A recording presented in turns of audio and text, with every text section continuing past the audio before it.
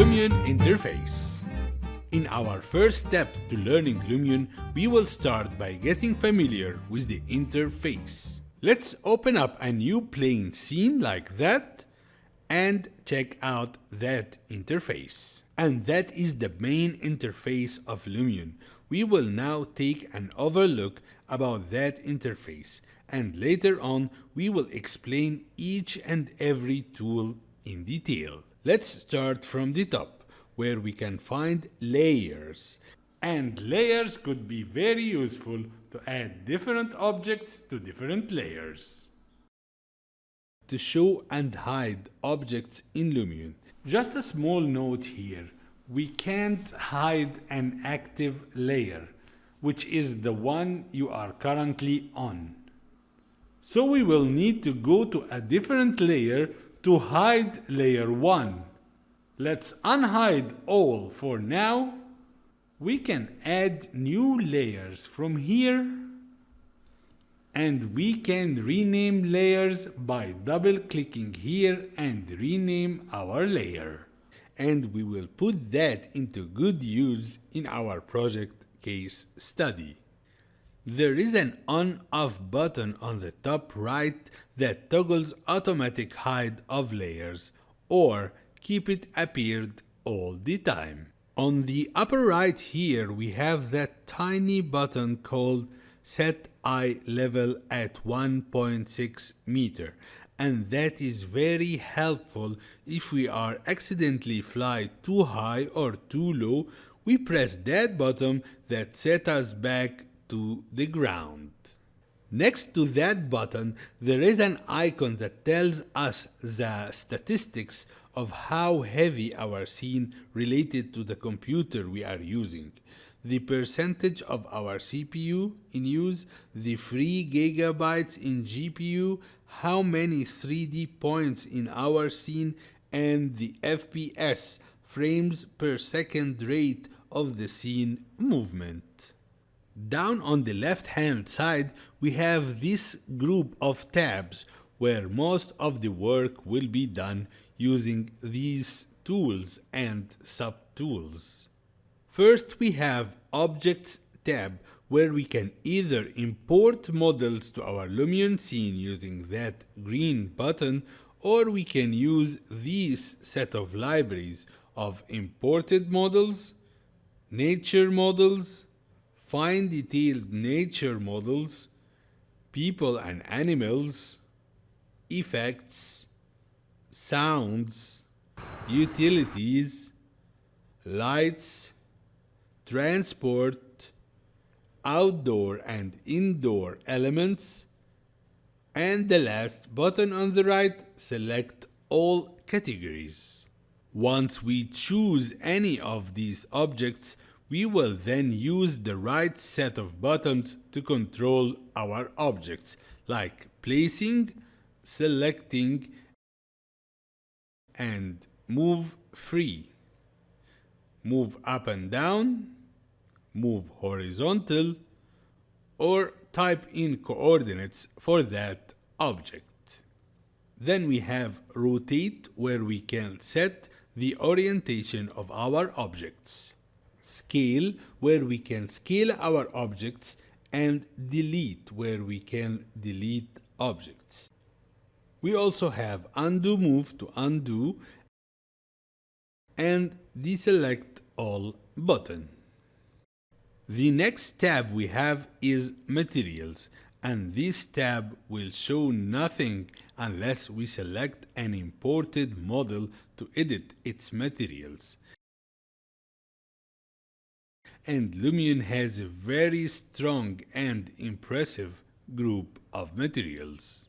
Then we have Landscape tab. Here we can sculpt our landscape and paint it to create very realistic landscapes. And lastly we have Weather, and here we can control our sun and skies very easily, and it's fun thing to do.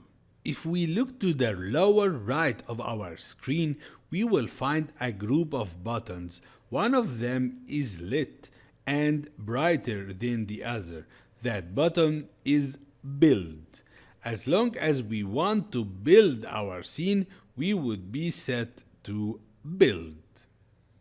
The other buttons are photo, and here we are taken to another interface where we can shoot photos of our built scene with many custom styles and effects, and we will learn all about that in our course. Down here we can set all the number of photos that we want, then render them using that green button here. The next button is Movie, and here we can create our animation movies. Our movie will consist of smaller clips, and those clips we will either record it from the scenes that we built in Lumion, or we can add images and videos from external sources to be added to our movie. Then we have the button we use when we want to create 360-degree panoramas and render them. We can always get back to build by pressing that build button and continue working on our scene. And down here we can press that button to save our scene by going back to the Welcome to Lumion screen. Lastly, we have two small buttons down here, one for the settings and the other one for help.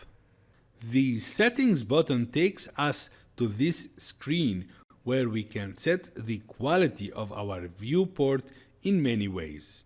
That can be very helpful when our scene gets heavy and our computers can't handle that quality and things started to get heavy and laggy. We can control the editor's quality from here. And we can control the editor's resolution from here. Use proxy.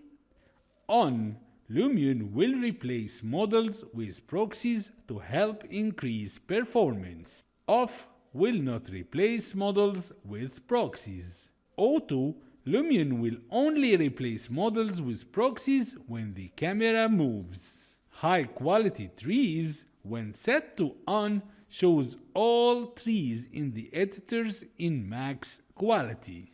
And it has a shortcut of F9. Auto update preview automatically update high quality preview in photo and movie mode. On the input tab, we can enable tablet input from here if we are using a tablet. We can invert mouse y-axis from here, or we can allow sending usage data to the Customer Experience Improvement Program of Lumion. Mute sound in the editor. Switch measures from metric to imperial or vice versa. Error logging on or off. Create recovery files on or off. Go or exit full screen. And lastly, we have that help button that gives us hints of how to use the program. If we press help when on the settings screen, for example, it gives us hints that we can change the language of the program from here and also explains some of the other options. If we get back to build and press that help button, we get another set of hints related to the mood that we are in. And same goes if we go to photo mode, video mode, or panorama mode. And that was simply that interface of Lumion, an introduction to the overall map of that amazing software we are going to use.